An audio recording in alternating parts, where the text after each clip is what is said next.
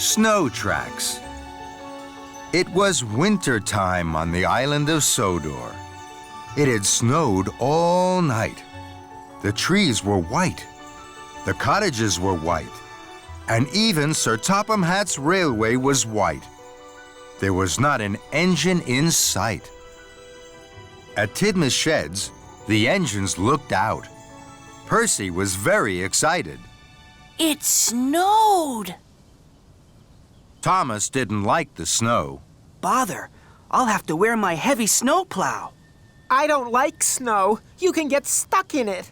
Stuff and nonsense. Snow is soft, but I am strong. It won't bother me. Then Sir Topham Hatt arrived. Gordon, you must take some freight cars to Brendam docks. They are needed for an important coal delivery. You are a strong engine, but snow is slippery. Puff the long way round. Yes, sir. Thomas, you must deliver bundles of firewood to the stations. Yes, sir. And then Sir Topham Hatt left. Thomas puffed with pride. That's a very special job. Not as important as mine. I shall go straight to the docks. I shall steam over every hill I come to. Gordon pumped his pistons proudly. Puff the long way round. That means, Gordon, don't go up any hills. Hills are not too steep for me. I am strong. I am the best. And Gordon wheeshed out of Tidmouth's sheds. Gordon huffed and he puffed. His smoke was gray against the snowy white countryside. Soon, Gordon came to a hill. This hill isn't too steep for me. I shall steam over it. So, Gordon thundered up the hill. I am special. I am the best. And he chuffed right to the top. That was easy. But Gordon found going down the other side wasn't so easy. The rails were icy. Gordon's wheels slipped and slid. He went faster and faster. Perishing pistons! Spencer was huffing up the hill. The Duke and Duchess of Boxford were on board. They were having tea. Slow down, Gordon. But Gordon couldn't slow down. Slushy snow sprayed from his wheels. Spencer was covered from footplate to fender. Rattle my rods. I'm as dirty as a ditch. But Gordon didn't hear as he clickety-clacked on the icy tracks. Gordon came to another hill. It was even bigger. This hill isn't too steep for me. I shall steam over it. So Gordon thundered up the hill. I am special. I am the best. But the tracks were icy. The snow was deep, and the hill was very, very steep. Gordon steamed slower and slower. Bust my boiler. This is hard work. Wheel turn by wheel turn, Gordon huffed and puffed to the top of the hill. He felt very pleased. I am the strongest. I am the best. But at the bottom of the hill, there was deep, deep snow. The snow flew up all over Gordon's face. Bubbling boilers. I can't see. Gordon rattled off the main track and into a siding, straight into the back of some slate cars. Gordon was covered in thick gray dust. Oh, the indignity. At least I can see now. And Gordon huffed on towards the docks. The snow was deeper and deeper and deeper. Gordon could hardly huff through it. This is hard work. Now, Gordon was at the bottom of Gordon's Hill. Gordon's Hill was the biggest of all, and it was covered in thick, thick snow. Gordon's Hill isn't too steep for me. I shall steam over it. I am strong. I am the best. But Gordon didn't feel so strong anymore. and he didn't feel the best. Gordon puffed against the snow. Snow is soft, and I am strong. It won't bother me. But the snow wasn't soft. It had become a giant snowball. It grew bigger and bigger. Gordon started to huff slower and slower. He thought his boiler was going to burst. Oh, my! Just then, Thomas chuffed up behind Gordon. Thank you for clearing the tracks, Gordon. Now I can deliver the firewood faster. Then there was trouble. The giant snowball was too big and too heavy. It started to push Gordon back down the hill. Look out, Thomas! Cinders and ashes. Gordon and his freight cars rolled back faster and faster.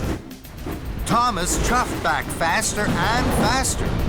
He slipped into a siding, and Gordon rolled round the bend. The giant snowball will surely miss us now. But Gordon was wrong. The giant snowball rolled down the track and crashed and bashed into Thomas. Help! Gordon saw Thomas and his car of firewood lifted high in the air and derailed. Now it was Thomas who looked like a giant snowball. Luckily, no one was hurt. Gordon felt terrible. I'm not strong, and I'm not the best. It's a disaster. Gordon steamed slowly to Thomas. I'm sorry, Thomas. I'll huff my hardest to help you.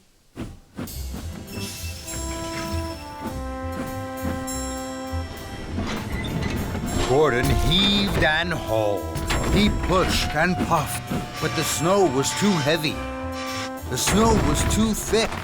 Gordon could not chuff through it to help his friend. I'm not strong enough, Thomas. I'll find Rocky. He's stronger than me. Gordon found Rocky at Brendam Docks. Hello, Thomas. I'll have you back on the tracks in no time. Soon, Thomas was no longer a snowball. He was a bright blue engine again. Thank you, Rocky. Now I must deliver my firewood. I'm very late. The station masters will be waiting, and they'll be very cold. I'll help you, Thomas. What about your very important job? I delivered my freight cars to the docks. Now I can help you with your very important job. Thomas was happy to have his friends help. Thank you, Gordon. Thomas and Gordon chuffed cheerfully through the snow. And when they came to a hill, they always puffed around it. Together, Thomas and Gordon delivered the firewood to all the stations. The station masters were very pleased to see them. At last, Gordon and Thomas puffed home to Tidmouth's sheds. They were tired, but they were happy to have been really useful. Gordon wished grandly. I have something very important to say. No engine is special, and every engine is best. Thomas and his friends whistled. Buzzy Bees. It was a fine summer morning on the island of Sodor. The sun was shining, the birds sang. The flowers bloomed, and Thomas clickety-clacked along the track to Brendam Docks. Thomas's good friend Hero was unloading at Brendam Docks. Good morning, Hero. Sir Topham Hatt tells me I have a special today for Farmer Trotter. Good morning, my friend. Yes, you do. Look. Thomas gasped. Flatten my funnel. They look like small white wooden houses. Who lives in them? Bees, my good friend. Lots and lots of bees. Their houses are called hives. Inside the hives, the bees are very busy making honey. This made Thomas excited. Sir Topham Hatt always has honey on his crumpets. I'll puff as fast as I can to deliver the beehives to Farmer Trotter. Suddenly, Hero was stern. Thomas, Chuff slowly and smoothly. Take the track through the woods. Then the bees will rest. You have to look after bees very carefully. Don't worry, Hero. I will. They'll be happy with me. Hero smiled. Very well. I have to deliver these crates. Then I must pick up some flowers from Farmer McCall. I will visit the bees when I've finished. Hero steamed slowly away. Thomas was coupled up to the beehives. Off we go, bees. Thomas puffed proudly to a junction. Ahead, he saw the track through the woods. The other track ran past a field full of flowers and bright sunshine. The field with flowers is much prettier than the woods. I'm sure the bees would like that better. So, Thomas didn't take the track through the wood as Hero had told him to. Thomas huffed happily along. Buzzy bees are busy bees, and busy bees make honey. Buzzy bees are happy bees when it's warm and sunny. Suddenly, there was a buzzing and a bizzing. Thomas applied his brakes. Bust my buffers, what's that? Thomas looked over to the field.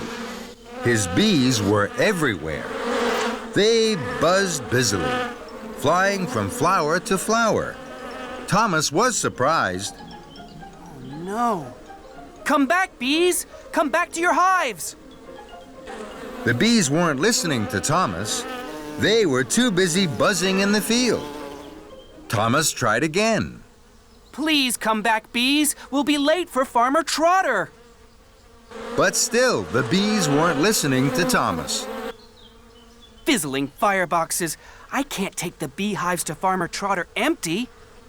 Then, an idea flew into Thomas's funnel. The bees like flowers. I will chuff my hardest to Farmer McCall's and pick up the flatbed of flowers. Then the bees will buzz around my flowers and back to their hives. So Thomas was uncoupled from his flatbed. Then he steamed swiftly away.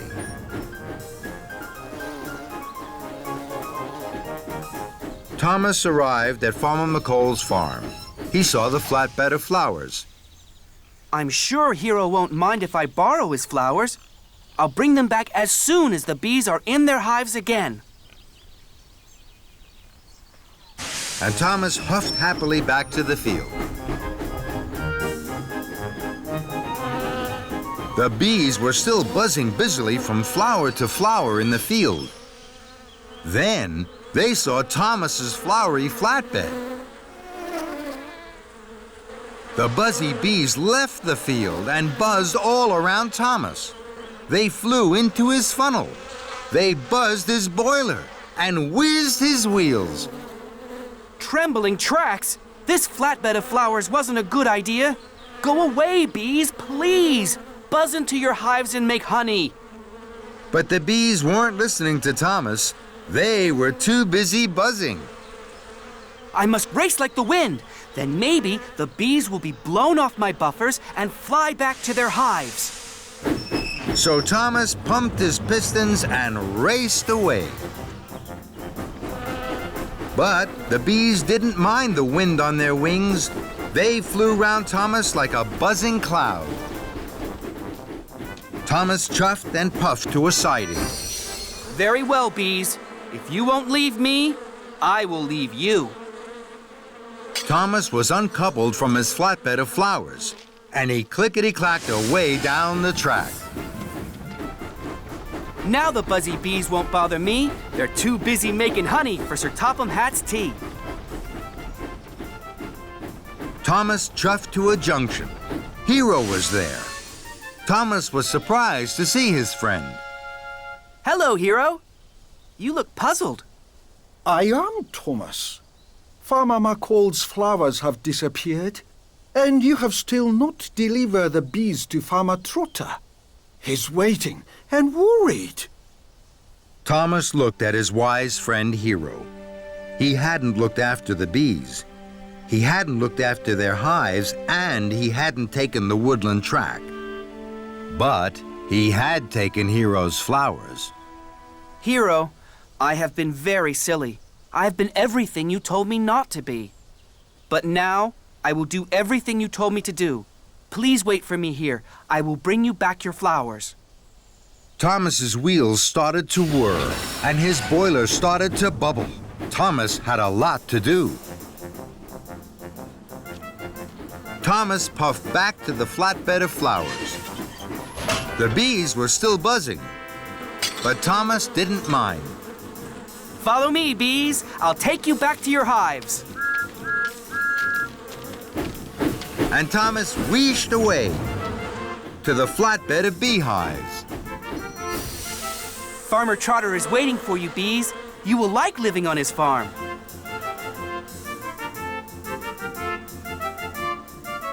Then Thomas chuffed carefully away and took the track through the woods. The woods were deep and dark. The bees felt cold. It's time to go home, all you busy bees. It's time to make honey in the shade of the trees. And the busy bees buzzed into their hives. Farmer Trotter was waiting for Thomas. He was very pleased to see his new beehives. Thank you, Thomas. But why have you brought me all those flowers? They're not for you, Farmer Trotter. Hero is waiting for these. I must hurry. Thomas pumped his pistons and puffed down the track. Hero was waiting for Thomas. So, my good friend, here are my flowers. I'm sorry, Hero. You will be late, I know. But from these flowers, Farmer Trotter will have the best honey on Sodor. The two friends smiled. It had been a very busy, buzzy day. The biggest present of all. For all the engines on the island of Sodor, there are jobs to be done, visitors to meet, and friends to greet. One day, there was a very special friend to greet. Hero was coming back to Sodor. He was to help with the summer visitors. Thomas and Percy waited for him at Brendam Docks. I'm so excited. My firebox is fizzing. And my boiler is bubbling. Hero, our special friend, is coming back to Sodor.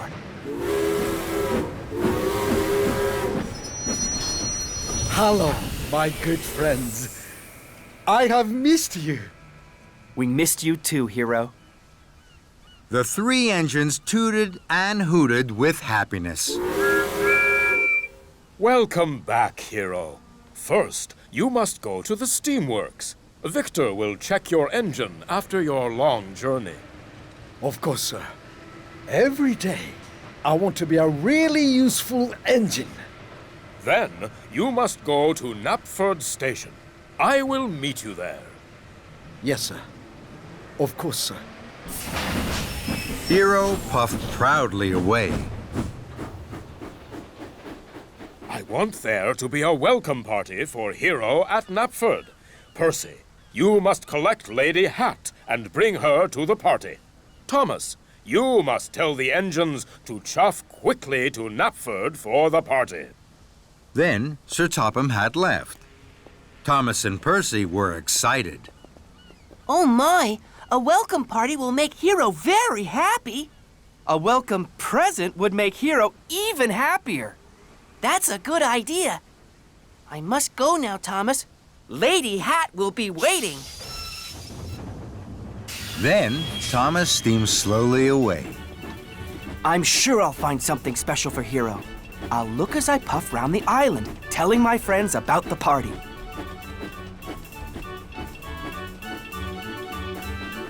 Thomas clickety-clacked along the track. Something special from Sodor for my new friend. I'll search the whole island from end to end. Then an idea flew into Thomas's funnel. I'm sure there'll be something special at Farmer McCall's farm. So, Thomas pumped his pistons and raced to Farmer McCall's farm. Emily was there. She was collecting straw. Hero has come back. I'm finding a welcome present for him. That's exciting. Good luck, Thomas. Emily puffed away. Thomas didn't tell her about the party at Knapford. He was too busy looking for a welcome present. Thomas saw the big brown barn. Perhaps Hero would like a barn. He could keep special things safe in a barn. But the barn is too big. And Thomas steamed slowly away. Something special from Sodor for my new friend. I'll search the whole island from end to end. Then, another idea flew into Thomas's funnel. I'm sure there'll be something special at the quarry. So, Thomas huffed happily to the quarry. Mavis, James, Toby, and Henry were there. They were busy shunting slate cars. Hero has come back. I'm finding a welcome present for him. That's a wonderful idea, Thomas.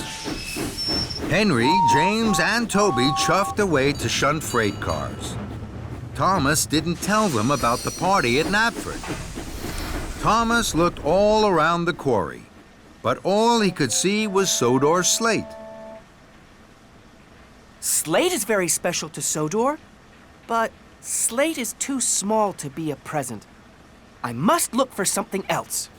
So Thomas chuffed away. Something special from Sodor for my new friend. I'll search the whole island from end to end. Then Thomas gasped. The steamworks! I'm sure there'll be something special there. So Thomas chuffed cheerfully to the steamworks. Hello, Kevin. I'm looking for a welcome present for Hero. It has to be something special. Thomas saw an old bell. I'm sure Hero would like a bell. Then everyone would hear him coming. Good idea, Thomas. Good idea. But when Kevin picked up the bell, it clanged and clanked. It rang and rattled. Trembling tracks. That's too noisy. Hero will soon be at Knapford to see Sir Topham Hatt. Bust my buffers! I must hurry. Thomas raced out of the steamworks. He didn't tell Victor and Kevin about the party either. Thomas raced into Knapford Station. Hero was waiting, all alone. Thomas gasped. Cinders and ashes. I haven't found a welcome present for Hero, and I haven't told anyone about the party. This won't make Hero happy. Thomas felt terrible. Then his boiler bubbled and his wheels whirred. Hello, Hero. Goodbye, Hero. And Thomas steamed swiftly out of the station. Thomas puffed to Farmer McCall's. Emily, chuff as fast as you can to Knapford. Sir Topham Hatt is having a welcome party for Hero. Tell everyone you pass. Thomas, I've had a marvelous idea for a special present for Hero. I'm sure he would like a bright, shiny dome. Victor must have one. Thomas was stern. Thank you, Emily. Now is not the time to find presents. You must hurry. And Thomas chuffed quickly away. Mavis, Toby, James, and Henry were still at the quarry. You must all chuff to Knapford as fast as you can for Hero's welcome party. Thomas, I think I know exactly what Hero would like as a special present. A new glowing lamp. That would be very special. Thomas was firm. Thank you, Henry. Now is not the time to find presents. You must hurry. And Thomas steamed swiftly away to the steamworks. Kevin, please tell all the engines to race to Knapford for Hero's party. My friend, Kevin and I have been thinking, what about a new shiny buffer for Hero? I think Hero would find that very special. Don't you think so, boss? Thomas? Thomas knew what he thought. I think now is not the time to find presents. Thank you, but you must tell the engines to hurry, please. And Thomas pumped his pistons and puffed away. Thomas clickety-clacked down the track this way and that, telling his friends all about the party. Thomas puffed into Knapford Station. His face was red and his firebox glowed. Thomas, where have you been? Hero's welcome party is almost over. I'm sorry, sir. I was trying to find you a welcome present, Hero. Something special from Sodor. But I couldn't find anything. I'm sorry. Hero smiled. Thomas, my friend, you must not worry. My welcome present is right here. Being with my friends is the biggest present of all. And the most special present from Sodor. There is nothing more special. Then Thomas smiled and smiled. He knew Hero was right. And so did all his friends. Creaky Cranky. It was the spring holiday on Sodor. There was to be a party for the children at the Duke and Duchess's new summer house. All the engines were very excited and very busy. Thomas chuffed cheerfully into the docks. James and Henry were passing through. Good morning, James. Good morning, Henry. Where are you puffing to? I'm taking these straw bales to the summer house for the children to climb on. I'm taking wood to make a stage for the children's show and barrels of lemonade to drink. How wonderful. I'll see you later at the summer house.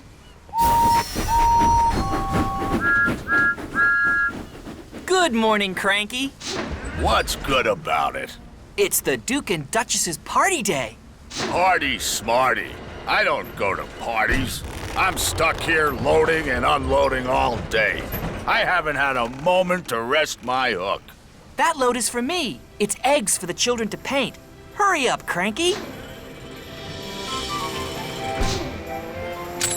You're Creaky Cranky. What's the matter? Are the eggs too heavy a load for you? Cranky didn't like Thomas's joke. He didn't like being called Creaky. No, they're not too heavy for me. They're light as fluff. You're not strong enough to pull anything heavier than fluff, Tiny Thomas. That's why Henry and James have the heavy loads. Now Thomas didn't like Cranky's joke. Fizzling fireboxes, I'm as strong as any other engine. You're not as strong as me. I can lift much heavier loads than you could ever pull. Thomas really didn't like that. We'll see, Cranky.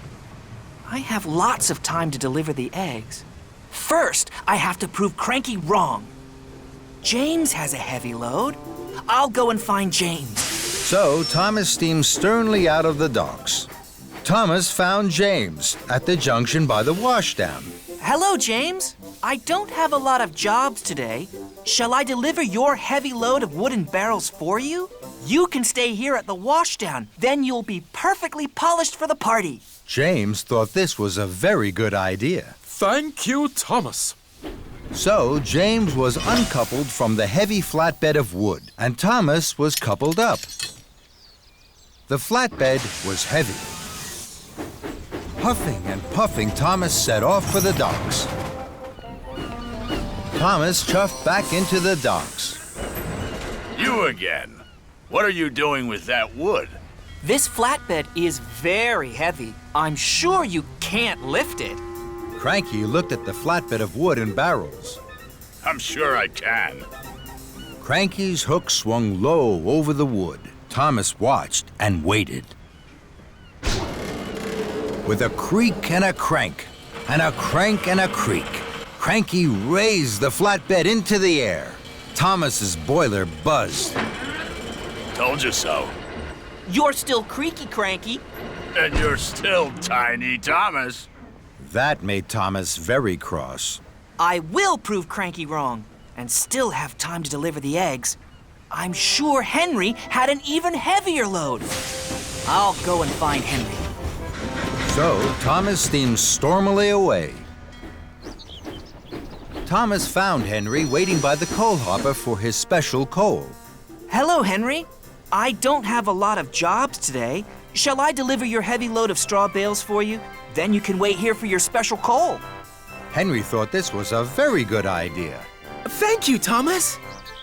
So, Henry was uncoupled from the heavy flatbed of straw bales, and Thomas was coupled up. The flatbed was very heavy.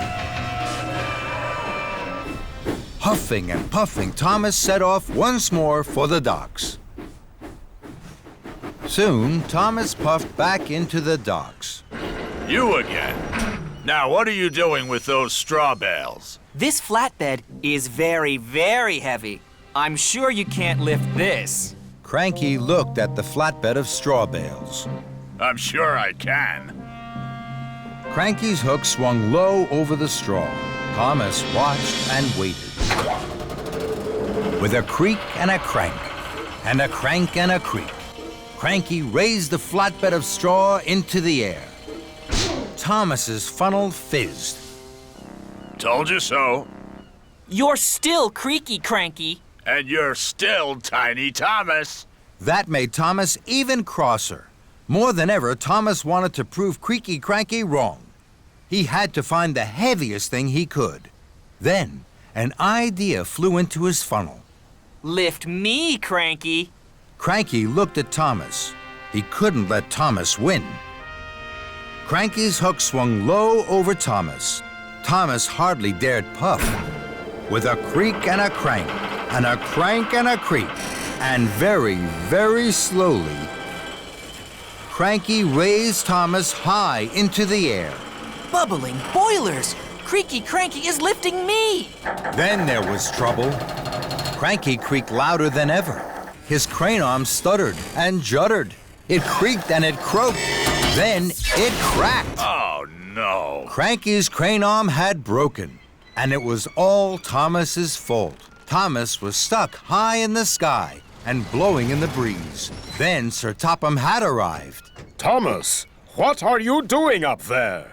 I'm sorry, sir. I was... You are causing confusion and delay. The Duke and Duchess have no wood, straw bales, or eggs. Now I see you have them all here. Cranky is broken, and you, Thomas, think it's a good time to try being a bird. The Duke and Duchess are waiting. Thomas felt very silly. Then Sir Topham Hatt looked at Cranky. And you're as silly as Thomas. Cranky crumpled. The shame to be as silly as a Steamy. Soon, a workman had climbed up Cranky. Slowly and carefully, Thomas was lowered and landed with a jolt and a judder, just as Spencer arrived. Dear, oh dear, Thomas, what a mess. Little engines can get into very big trouble.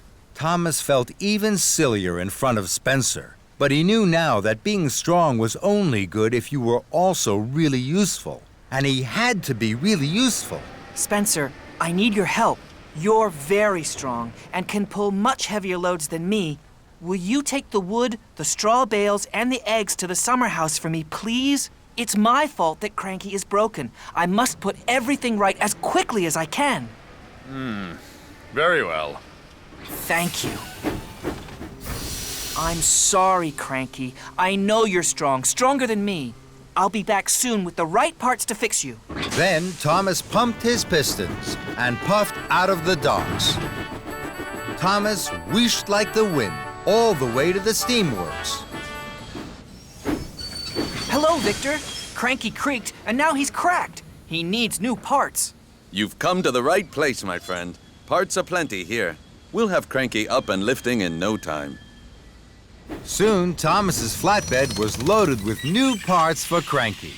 Thank you, Victor. Of course, my friend. Give Cranky my best. And Thomas puffed happily away. Thomas puffed into the docks with his heavy flatbed. Cranky was still looking crumpled. Here you are, Cranky. We'll have you fixed in no time. Thank you, Thomas. That's a heavy flatbed. You know, you're not tiny. And you're not creaky. Cranky laughed, and that made Thomas laugh too. Straight to the steamworks. James was pleased. Thank you, sir.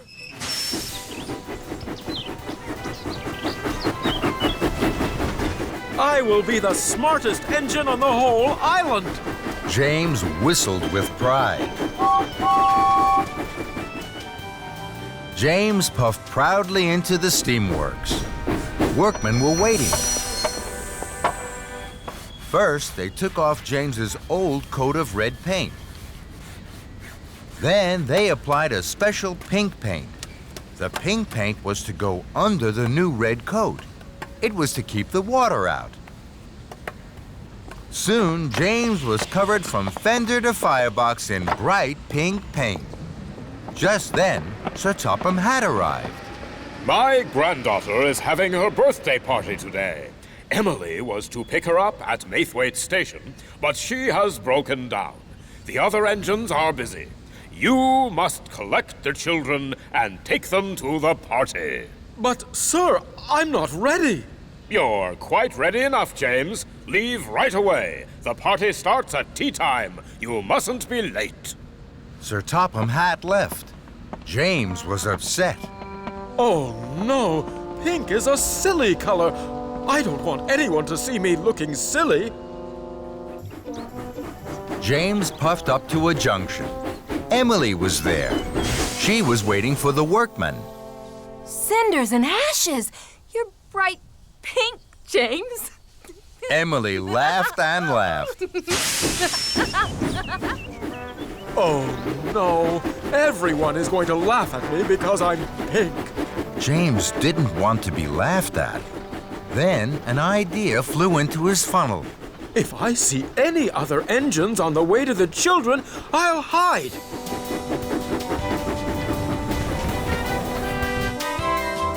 James chuffed through the countryside. Ahead, he could see Toby puffing along the track.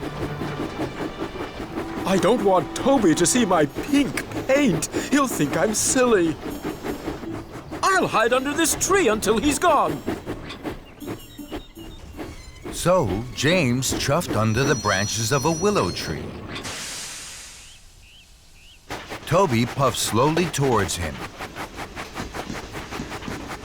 James kept as quiet as he could, so that Toby wouldn't hear him. Suddenly, James heard a whistle he knew well. It was Gordon. Clickety-clack, express on the track! With a wheesh and a whoosh and a whistling wind, Gordon thundered down the express line. The branches of the tree blew up in the air. There was James in his bright pink paint. Toby stopped. He was surprised. Fizzling fireboxes, James. You're a big pink engine. James felt very silly. He didn't like being laughed at. So, he steamed swiftly away. James puffed on towards Maithwaite. I mustn't be late for the children. Then James saw Diesel. Oh, no! It's Diesel! He's sure to laugh! I have to hide quickly. James saw some freight cars. They were piled high with coal. James puffed into the siding and hid behind the freight cars. This is a good hiding place. Then Diesel oiled into the siding. Fizzling fenders. Diesel had to shunt the coal cars. Diesel shunted away the cars that James was hiding behind. So James puffed to the next cars. Then Diesel shunted those away as well. Quickly, James rolled behind the last two freight cars. Then Diesel shunted them away. Oh, no. Diesel was surprised. What are you doing, James? You're a big pig, Steamy. James felt terrible. Being laughed at by Diesel was worst of all. So James chuffed quickly away. James knew he was getting late. He had to pick up the children before tea time. I will take a shortcut through this tunnel. That way, I'm sure to chuff to Maithwaite on time. James puffed out of the tunnel. Then he heard a whistle. It's Gordon! Oh, no! I don't want Gordon to laugh at my silly pink paint. I have to hide. So James reversed back into the tunnel and waited. Gordon pulled up to the tunnel. He could see steam. Who's hiding in there? Express coming through. Come on out. James didn't want to come out. He was sure Gordon would laugh at him. Then Thomas and Percy puffed up. What's happening? Who's in there? I don't know, but the express can't wait. James knew the engines were waiting for him, and so were the children. If I keep hiding, I'll be late to pick up the children, and they'll be late for their party. So, with a puff and a huff, James chuffed slowly out of the tunnel. He was very unhappy. James, you're all pink. What a funny color. I'd hide too if I was bright pink. James felt terrible. All the engines were laughing, but James knew what he had to do. I feel very silly, but I can't let the children down. James hurried to Maithwaite as fast as his pistons could pump. James saw Spencer at a junction. Spencer thought James looked very silly. Oh dear, James. Bright pink really isn't your color. James didn't like this, but this time, even though he felt silly, he didn't hide. I mustn't be late for the children.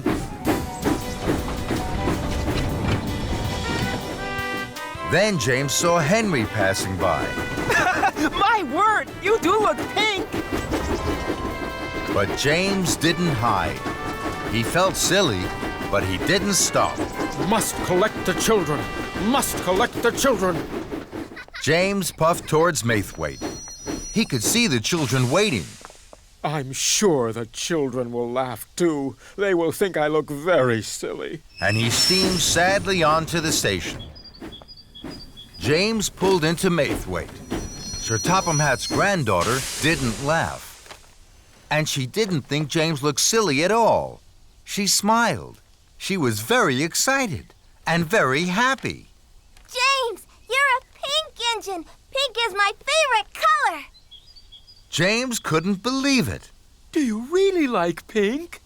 I love pink, and so do all my friends. Look! Pink is our favorite color! James was so happy it made his boiler bubble. I'm a very lucky engine! James puffed proudly into the town hall, just in time for the party. The children laughed and clapped their hands. James, the bright pink engine, was the hero. The Lion of Sodor. It was a beautiful day on the island of Sodor. The sky was blue and the sun was shining brightly. Thomas was chuffing cheerfully to Brendam Docks. He felt very happy. Thomas had to collect a special, but he didn't know what it was. Hello, Cranky. Is my special ready? Yes, it is. The mayor is waiting for it at Knapford. You must puff very carefully. Thomas was puzzled. What is it, Cranky? It's the Lion of Sodor. Cinders and ashes. How exciting. I promise to take extra special care of it. I've never carried a real live lion before. When Cranky heard this, he was surprised. No, Thomas, the Lion of Sodor isn't a... But Thomas was too excited to listen to Cranky. He was already puffing proudly out of the docks. Thomas puffed happily along. Then he met Henry. Hello, Thomas. You look happy. What's your special? It's a lion. Bust my buffers. That's exciting. I only have sticky syrup to deliver. Suddenly, an idea flew into Thomas's funnel. I promised to take extra special care of my lion. I think he might really like sticky syrup. Could I have some for him, Henry? Of course. Thomas's engineer poured some sticky syrup into the lion's crate. Thank you, Henry. I have to hurry now. The mayor is waiting for the Lion of Sodor. Henry was surprised. Fizzling fireboxes! Thomas has made a mistake! Stop, Thomas! The Lion of Sodor isn't a... But Thomas didn't stop, and he didn't listen. Next, Thomas met Edward. Hello, Thomas. You look happy. What's your special? It's a lion. Flatten my funnel. How exciting. I only have to deliver fresh fish. I think my lion would really like fresh fish. May I have some for him, Edward? Of course. So Thomas's driver put some fresh fish into the lion's crate. Thank you, Edward. I must hurry now. The mayor is waiting for the Lion of Sodor. Edward was surprised. Clattering coaches. Stop, Thomas! The Lion of Sodor isn't a... But Thomas didn't stop, and he didn't listen.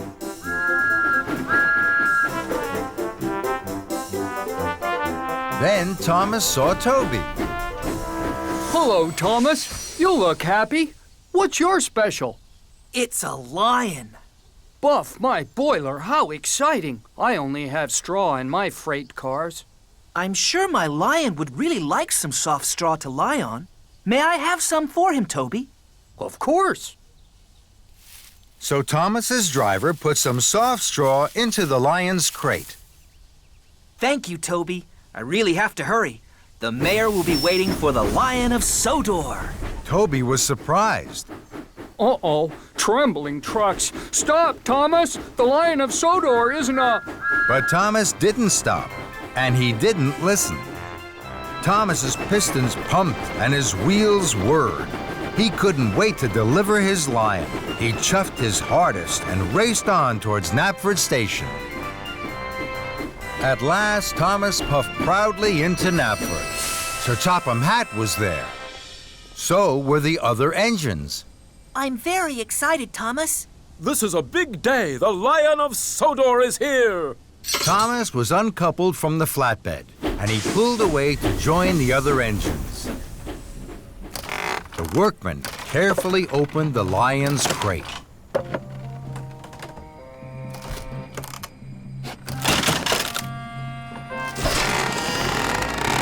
Then the engines gasped. The Lion of Sodor wasn't a real lion at all. It was a statue. And now it was covered in sticky syrup, fresh fish, and straw. Sir Topham Hatt was cross. Thomas, this is a terrible mess. Gordon and James laughed, and Thomas felt very silly. I'm sorry. I thought I had a real lion in my crate. I wanted to take extra special care of it. I didn't know the Lion of Sodor was a statue. So Sir Topham Hatt told Thomas all about the Lion of Sodor, and the other engines listened carefully. So you see, Thomas, it was the most famous statue on Sodor. Then it broke. This is the shiny new statue we have been waiting for. The mayor is coming at tea time, and now look at it. I'll make sure it's clean, sir. I promise the Lion of Sodor will be shiny and new again in no time. Very well, Thomas. Thomas still felt very silly. Cheer up, Thomas. I didn't know the Lion of Sodor was a statue either. It all happened a long, long time ago. Not many engines remember that time. We tried to tell you, but you didn't stop. I'm sorry, Henry. I should have listened. Now I must hurry. I must get the Lion of Sodor cleaned right away. Why don't you take it to the washdown? This time, Thomas listened. What a good idea. Thank you, Henry. Thomas was coupled to the flatbed, and he chuffed quickly away. Thomas took the Lion of Sodor to the washdown. Soon, the sticky mess was washed off. That looks much better, Thomas. But now the statue isn't shiny. Take it to the steamworks, Thomas. They'll polish it until it sparkles and shines. This time, Thomas listened. Thank you, Edward. That's a very good idea. Victor will know just what to do. And Thomas puffed quickly away.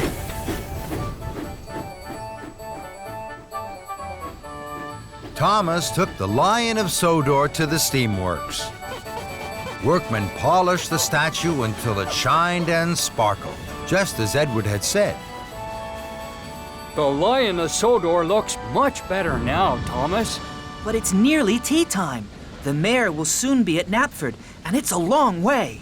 Take the track by the windmill. That'll get you there in time. This time, Thomas listened. Thank you, Toby. That's a good idea.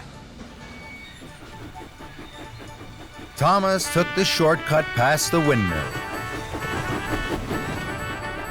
He huffed and puffed as fast as his pistons could pump towards Knapford. Children cheered and passengers waved as Thomas chuffed by. Everyone wanted to see the Lion of Sodor, and everyone wanted Thomas to stop. I can't stop now. I mustn't be late. The mayor will be at Knapford, and he won't wait. And Thomas whooshed on his way. Thomas puffed proudly into Knapford Station. The mayor had just arrived. He was delighted to see the new Lion of Sodor. The statue shined and sparkled in the sun. Well done, Thomas. This is the finest statue I've ever seen. And the cleanest! Everyone cheered. And Thomas smiled from footplate to fender. The early bird. On the island of Sodor, all of the engines on Sir Topham Hatt's railway are busy. Gordon pulls the express. Percy delivers the mail. And Thomas puffs and chuffs cheerfully on his branch line. One morning, Thomas's fireman fanned his firebox ready for work. Thomas saw that his best friend Percy wasn't there. Good morning, James. Have you seen Percy? No, I have too much to do to see Percy. Then, Sir Topham Hatt arrived. Thomas, Percy has popped a piston. He has to go to the steamworks to be fixed. Percy won't be able to deliver the mail tomorrow morning. You must do it for him. Thomas was excited. He had never delivered the mail before. He tooted his whistle loudly. Yes, sir. I've always wanted to deliver the mail. Make sure you do a good job, Thomas. Of course I will, sir. Don't worry, sir. Then Thomas puffed proudly away to his branch line. Thomas stopped at a crossing. Gordon was there. Percy is being fixed. Tomorrow, I'm going to deliver the mail run for him. Percy's mail run? Have you asked Percy how to do it? Don't worry, Gordon. I know all about delivering the mail. Do you indeed? Then the gate opened, and Thomas puffed quickly away.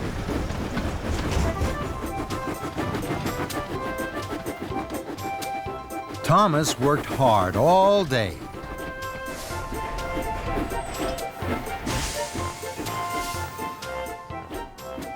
That night, he went to see Percy at the steamworks. Percy didn't look happy. Is your piston fixed, Percy? No, it's still broken. Don't worry. I'm going to do your mail run tomorrow. Thank you, Thomas. Shall I tell you what to do? I know what to do, Percy. Now, I have to go to sleep. I shall be up very early. Well, if you're sure, Thomas. Very sure, Percy. I have to go back to Tidmouth now. I need lots of sleep. Goodbye. Percy watched as Thomas chuffed away. The next morning, Thomas woke up very early. He felt very proud to be pulling the mail trucks.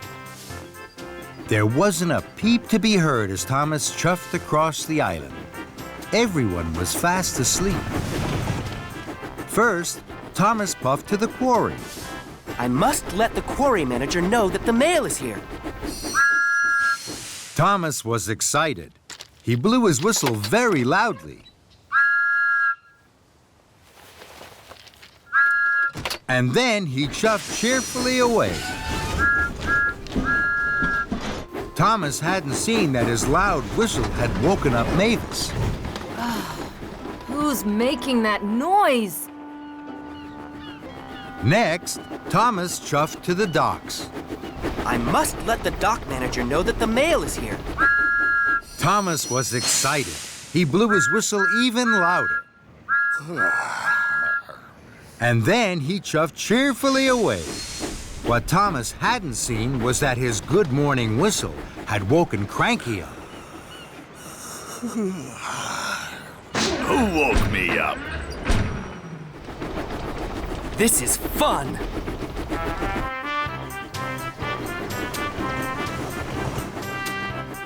Lastly, Thomas steamed into the steamworks. I must let the steamworks manager know that the mail is here. Thomas was so excited, he blew his whistle louder than ever. Oh. And then he huffed happily away. What Thomas hadn't seen was that he had woken Victor and Kevin up. Oh, what's that noise, boss? Who knows, Kevin? Who knows? Some early bird. Thomas worked hard all morning. Everywhere Thomas went, he blew his whistle loudly.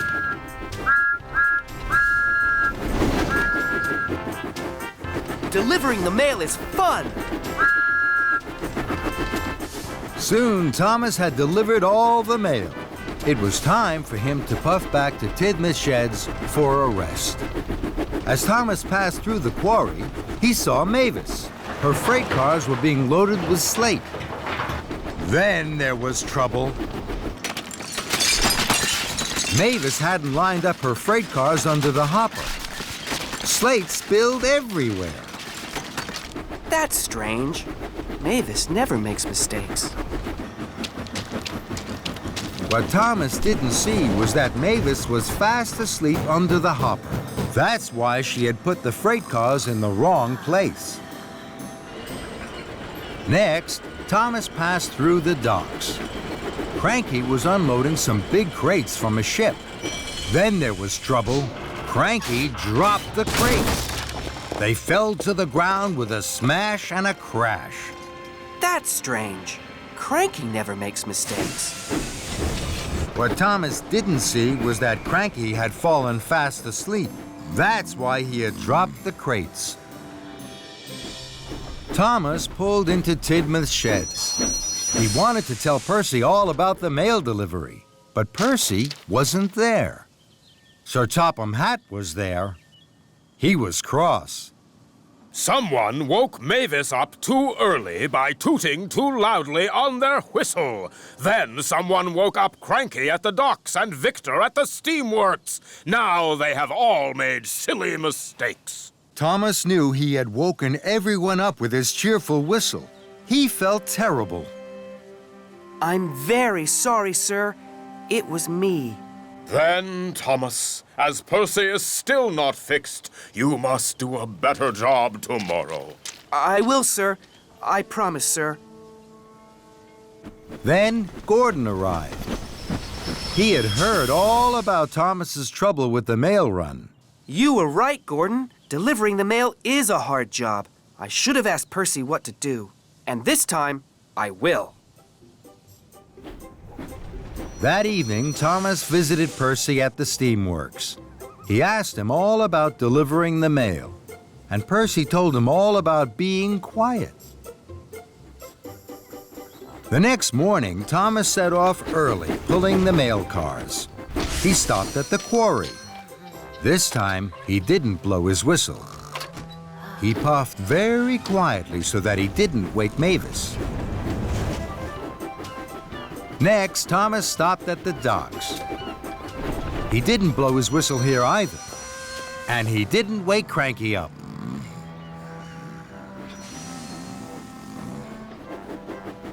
Lastly, Thomas puffed into the steamworks.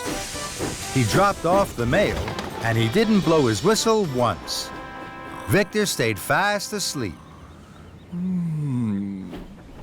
But Percy had woken up early to see his best friend Thomas. Well done, Thomas.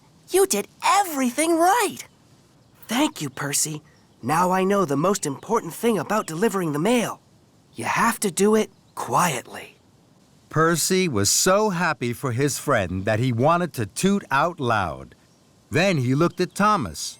Thomas had fallen fast asleep. Sleep well, Thomas.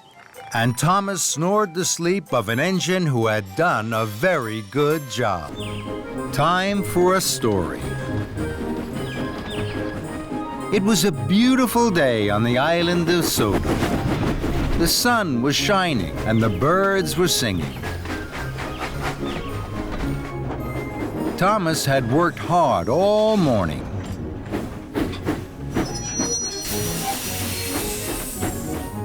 He tooted happily to the children as he chuffed back to Tidmouth sheds. Sir Topham Hatt was waiting. He had an important special. This afternoon, there is to be a special story time for the children at the library. I need an engine to collect the new storybooks from Maithwaite Station and take them to the library. Thomas wished his hardest that he would be given the special. Listening to stories with the children was his favorite thing to do. Thomas, you will deliver the special. Make sure the books are at the library on time. Thomas was excited. Yes, sir. And Thomas chuffed cheerfully away. Thomas puffed fast along the tracks. I mustn't be late for story time. I'll chuff and I'll puff to be there on time.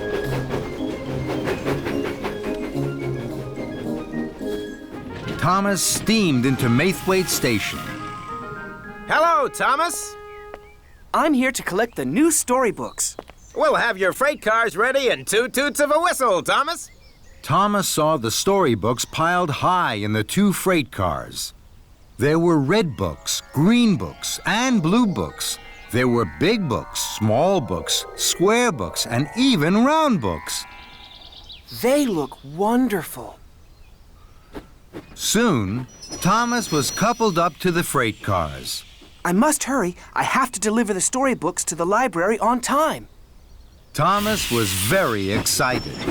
He pumped his pistons and puffed quickly out of the station. Thomas didn't wait for the books to be covered. Thomas steamed quickly along the track. I mustn't be late for story time. I'll chuff and I'll puff to be there on time. The books began to jiggle and joggle, but Thomas didn't notice. Thomas puffed fast towards the junction. He could see the signal ahead was red. I don't want to stop. The children are waiting for their special story time.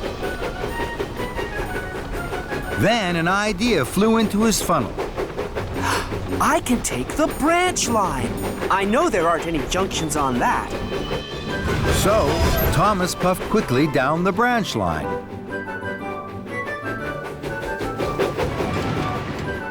Thomas felt very pleased. He chuffed faster and faster, and the books jiggled and joggled more and more. But Thomas didn't notice. I mustn't be late for story time. I'll chuff and I'll puff to be there on time. Thomas raced round a bend. Ahead, there was a sign for works on the track. Oh, bother!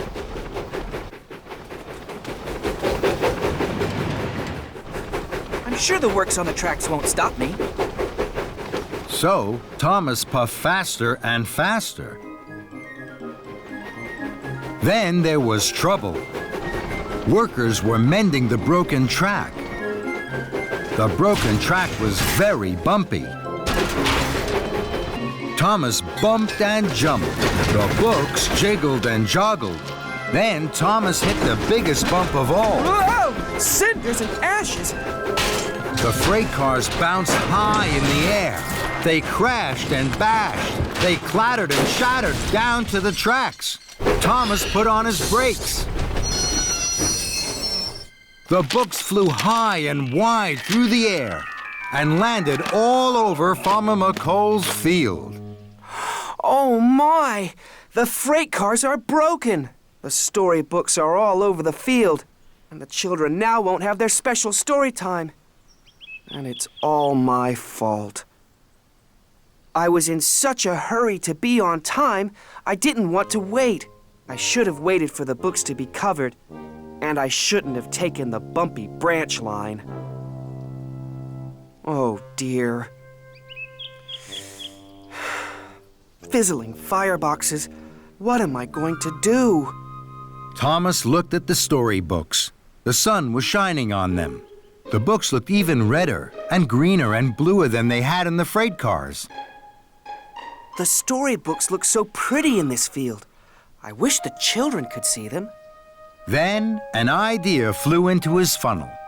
I'll bring the children to the storybooks. They can have a picnic story time in the sunshine. That really will be special. So, Thomas puffed off to collect the children.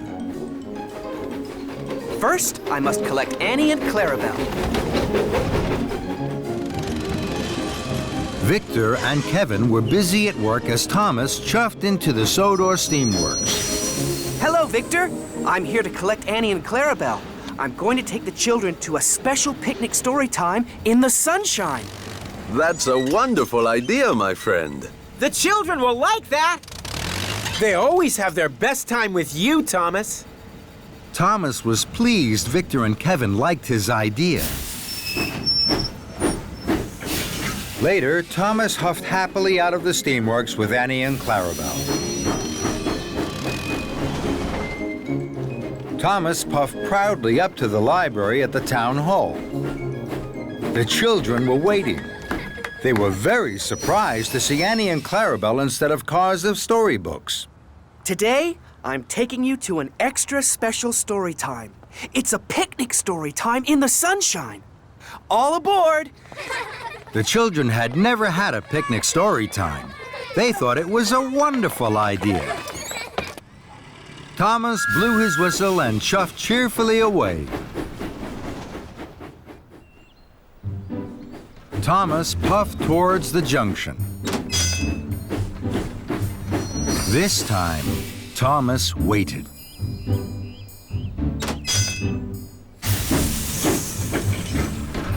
Then he took the branch line back to Farmer McColl's field.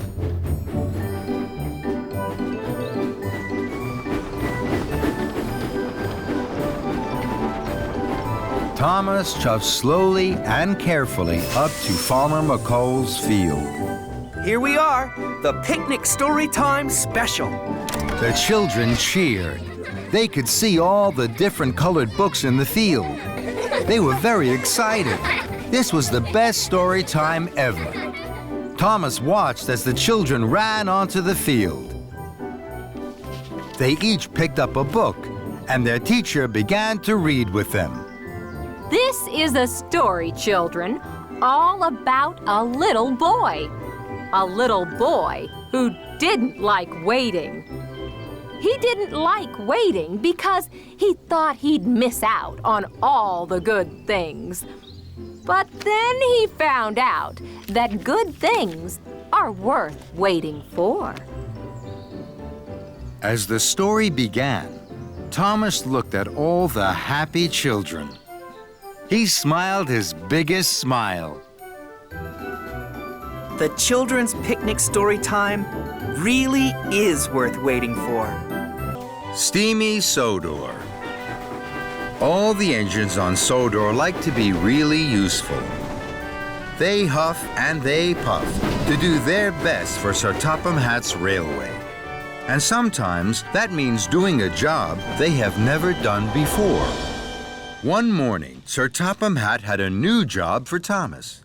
Victor has to go to the transfer yards. He has to see one of the little engines. He will be away all day. You must look after the steamworks, Thomas.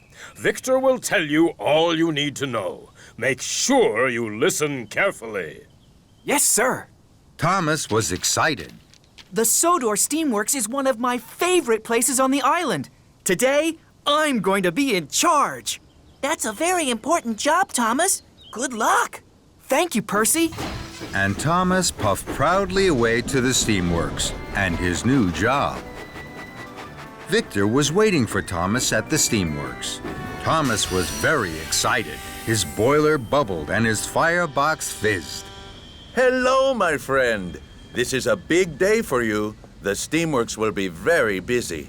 Not too busy for me, Victor. I like being busy. That's good, my friend. Now, when an engine comes in, you have to listen carefully to their problem.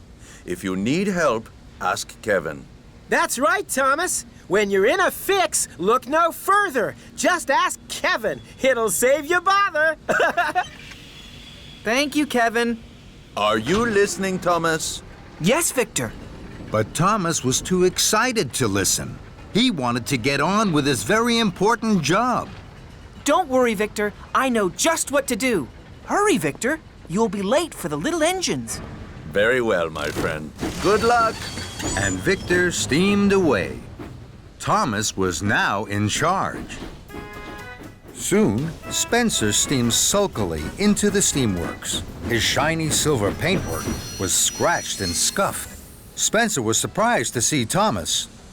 Where's Victor? He's away today. I'm in charge. Spencer was worried. Oh my, Spencer.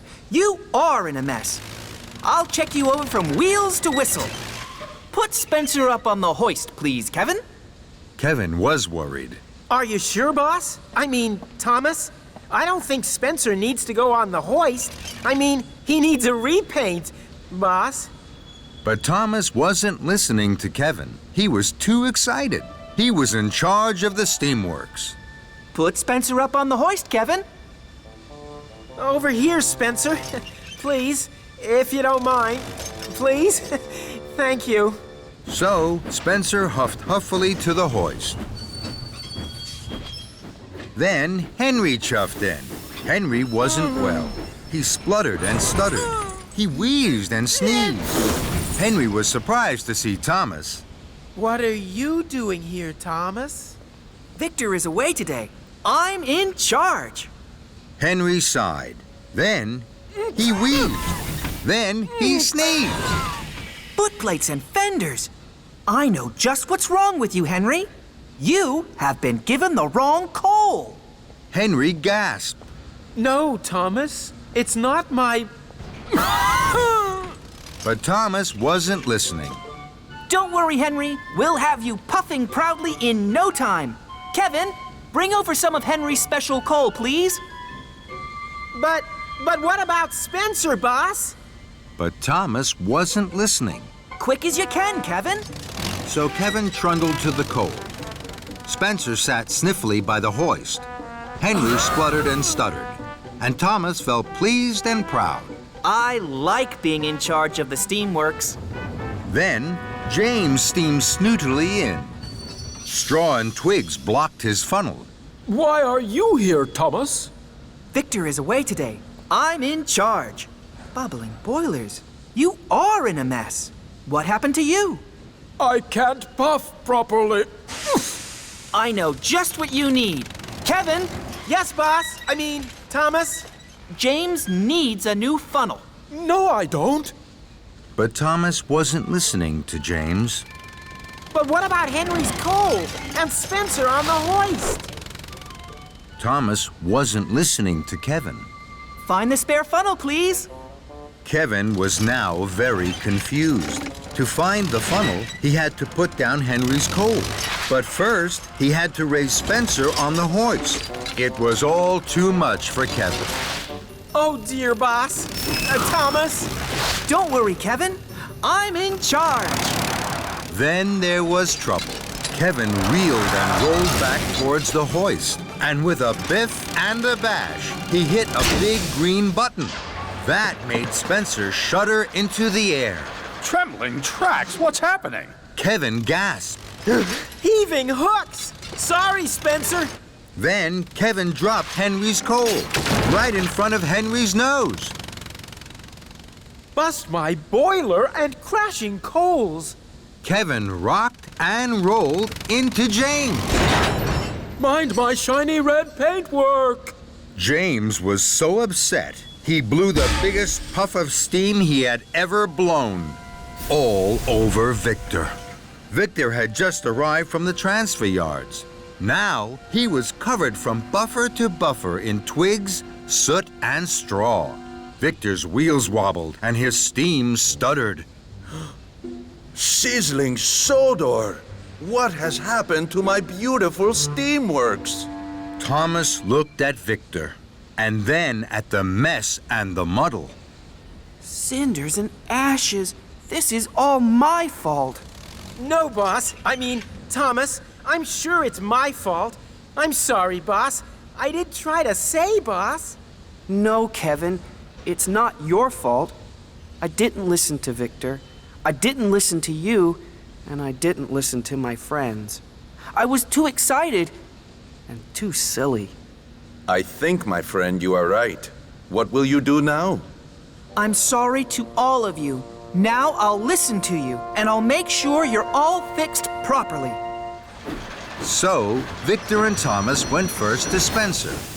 I don't need checking from wheels to whistle. I need new paint for my scuffs and scratches. This time, Thomas listened. Don't worry, Spencer. You'll be sparkling silver in no time. That made Spencer very happy. Next, Victor and Thomas talked to Henry. I have my special coal, but there's something wrong with my firebox. It makes me wheeze and sneeze. Don't worry, Henry. Your firebox will be cleaned. You won't wheeze and sneeze anymore. And Thomas was right. Pumping pistons. No more wheezes and sneezes. That's much better. Lastly, Victor and Thomas listened to James. I don't need a new funnel. I need my old funnel cleaned and polished. James, you will have the most perfectly polished funnel on Sodor. James's funnel was shining like the sun. James smiled from fender to footplate. Soon, all the engines were fixed. They were ready to be really useful again. Well done, my friend. Time to go home. Not quite, Victor. It's time to say thank you to Kevin. Anytime, boss. I mean, Thomas. And everyone laughed and laughed and laughed. A blooming mess. It was a special day on the island of Sodor. Knapford Station was going to be decorated. All the engines were very busy and very excited. Sir Topham Hatt was at Tidmouth Sheds. Knapford Station is being decorated. There are lots of jobs to do. Thomas, you must go to the quarry and collect slate for the new roof. Yes, sir. Emily, you must go to Maithwaite Station and collect the flowers for the new window boxes. Flowers? How lovely! I know all about flowers. I know that buttercups are yellow. Emily! And then take them to Knapford Station. Yes, sir.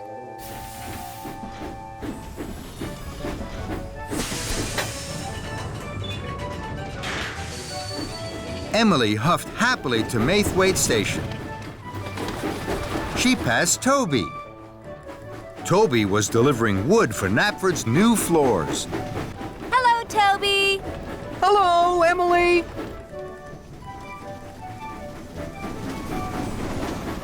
Then Emily passed James. James was delivering pots of paint to paint Knapford's new walls. Hello, James. Good morning, Emily. Emily puffed up to a junction. Mavis was on the bridge above. Hello, Mavis. But Mavis didn't say hello to Emily. Emily was surprised. Mavis? Mavis! Hello? Mavis still didn't say hello to Emily.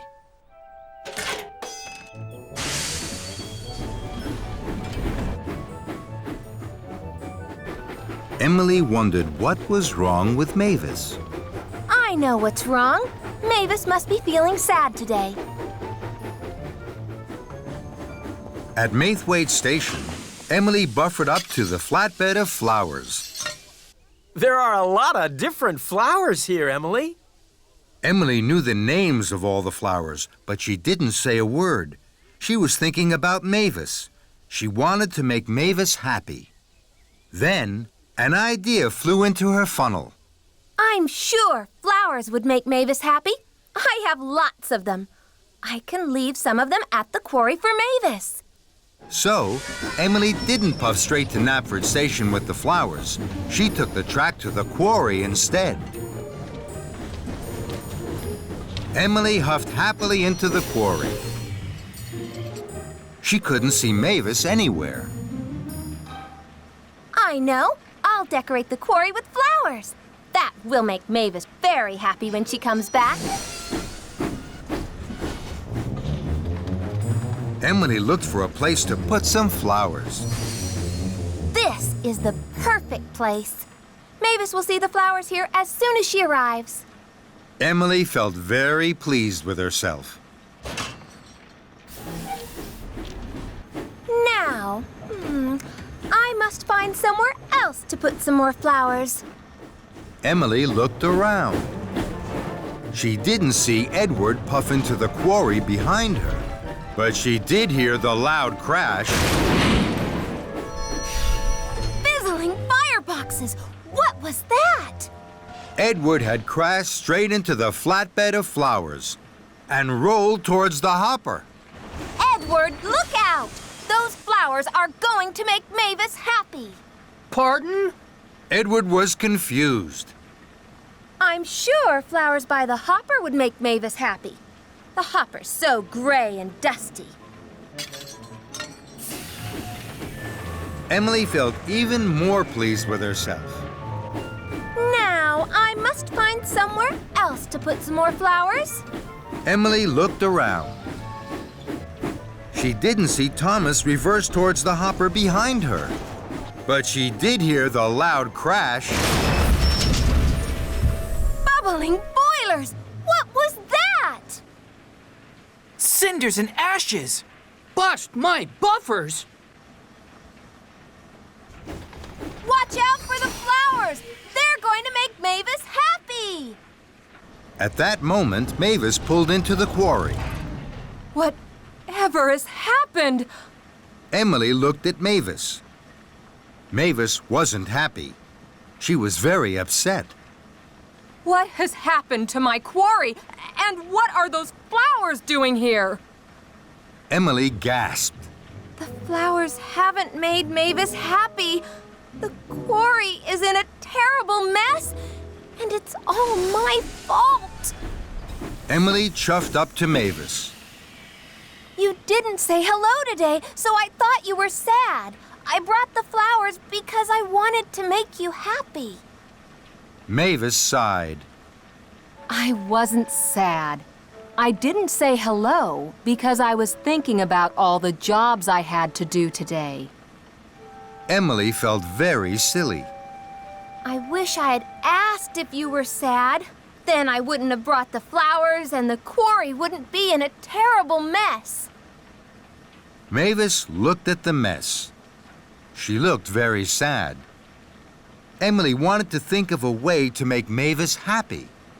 And now she knew she had to ask. Mavis, what would make you happy?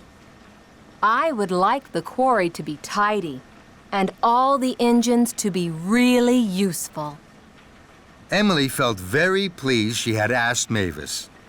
Now she knew exactly what to do to make Mavis happy. I can't move. I'm covered in slate dust, and my firebox has gone out. Don't worry, Thomas. I'll shunt you over to the coal hopper. You'll soon be burning brightly again. Thank you, Emily.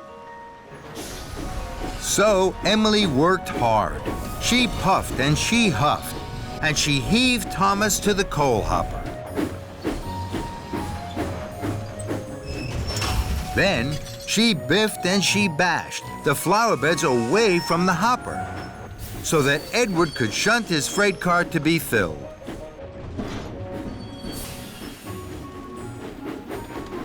Now, the quarry is tidy again, and all the engines are being really useful. Is there anything else that would make you happy? Yes. I want you to deliver the flowers to Knapford Station, where they should be. Right away, Mavis. At last, Emily arrived at Knapford Station. Here are the flowers for the new flower boxes. Thank you, Emily.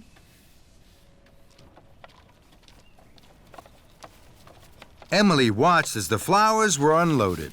They looked very pretty. Did you know, Thomas, that those yellow flowers are called buttercups?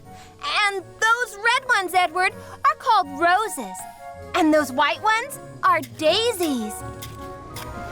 Mavis puffed up. She was smiling. My! You're smiling, Mavis. Are you happy? I am.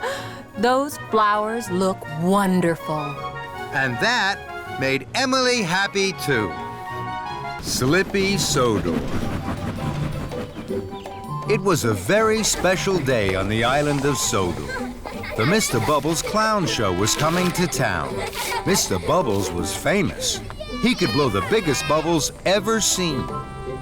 All the engines were happy and excited, except for Thomas. He had a cracked funnel and had to puff to the steamworks for repairs. At the steamworks, everything was huffing and puffing, and steaming and wheeshing, everything except Thomas. He waited sadly on the turntable for Victor to arrive. Thomas didn't like it when he needed repairs. It meant waiting inside and not having fun out on his branch line. Don't look so miserable, Thomas. We'll find you a nice spare funnel and have you out and about in no time. Kevin, let's see what we have for our good friend Thomas. Yes, boss. Coming right up. Sorry, boss. It was a slip of the hook. Oh, Kevin. Well, that won't do at all, my friend. This funnel is much too small. Kevin, let's try something a little larger. Yes, boss. Right away, boss. Suffering Sodor, Kevin. What are you doing? Sorry, boss. It was a slip of the hook. Yes, we know, Kevin. We know. Try this one for size, Thomas. No, no, no, no. This one is too large. We only have one more spare funnel, boss. I'll be back in 2 toots of a whistle. Let's hope it's a good fit, my friend, or you'll be here for quite a while. Here it is, Thomas. Oops. Sorry, Thomas. It was a slip of the hook. I know, Kevin. I know. Magnificent. A perfect fit. This funnel makes me feel silly. Not at all, my friend. It's splendid. It will help you puff very well until your old funnel is fixed. Now chuff along. I hear that Mr. Bubbles has a very special for you at Brendam Docks. Thomas chuffed into Brendam. He was very unhappy. Mr. Bubbles was waiting. He was very happy to see Thomas. Hello, Thomas. Mr. Bubbles has a very important job for you, Thomas. This is my very special bubble liquid. It makes the biggest bubbles you have ever seen. I need it for my show this afternoon. Please take it to Knapford Station. So Thomas backed up slowly and carefully to the flatbed and was coupled up. Now you mustn't spill any of the liquid, Thomas. Puff slowly and carefully. Yes, sir. We'll meet you at Knapford. Then James chuffed up. Hello, Thomas. That's a funny funnel. Thomas didn't want a funny funnel. He wanted his old funnel back. And he didn't like James laughing at his funny funnel. So Thomas pumped his pistons and raced away as quickly as he could. He forgot all about going slowly and carefully. Later, Thomas stopped at a crossing. He saw Gordon. Hello, Thomas. Oh, that's a funny funnel. Thomas didn't want a funny funnel. He wanted his old funnel back. And he didn't like Gordon laughing at his funny funnel. So Thomas pumped his pistons and raced away from Gordon as quickly as he could. He wasn't thinking about going slowly and carefully. Bubble liquid splished out and sploshed onto the road. But Thomas didn't notice. Sir Topham Hatt was driving Mr. Bubbles on the road. Then there was trouble. The car skidded and skated right into a muddy ditch.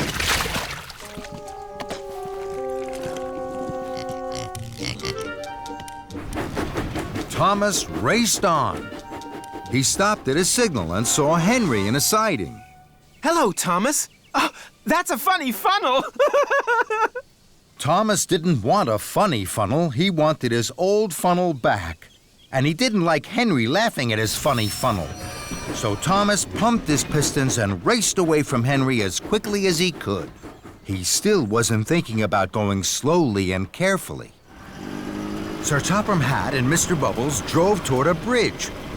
Slow down, Thomas! You're spilling my bubble liquid! But Thomas didn't hear them. More bubble liquid splished out and splashed onto the road. Sir Topham Hatt's car skidded and skated right into a haystack. But Thomas didn't notice. He went even faster. And so did Sir Topham Hatt and Mr. Bubbles.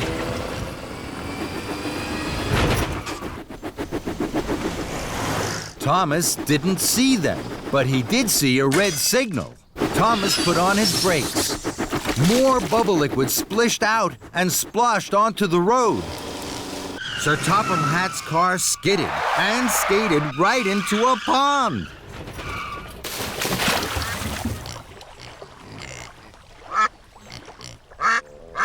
But Thomas was too worried about his funny funnel to notice.